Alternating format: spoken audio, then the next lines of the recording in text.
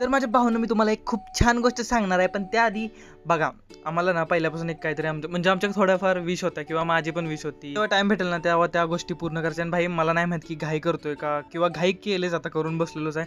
आणि थोडीशी ना मनात त्याबद्दल भीती पण आहे. तर आम्हाला ना डॉग पाळायचं होतं पहिल्यापासून. बाई होतं की डॉग घ्यायचं पाळायचं, आणि त्यासाठी पूर्ण तयारी केली. आणि जे घरमालक आमचे आहेत त्यांना मी सगळं म्हणजे कानावरती घातलं होतं. पण घरमालक एवढा, जाऊ दे मला काय बोलत नाही त्याबद्दल, प्रत्येकाचं काय ना काहीतरी असतं. पण खरंच माणसाने जर आहे ना तर नीट राहावं, नीट सगळ्या गोष्टी क्लिअर वगैरे कराव्या.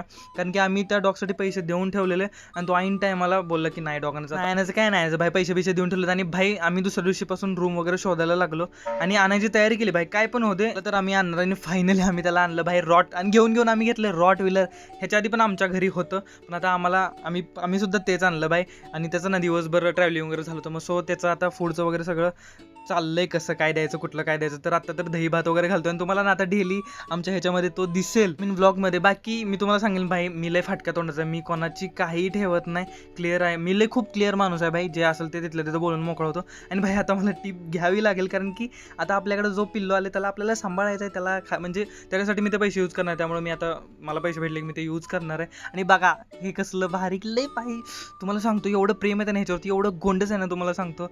सारखे आम्ही तेच व्हिडिओ वगैरे बघतोय.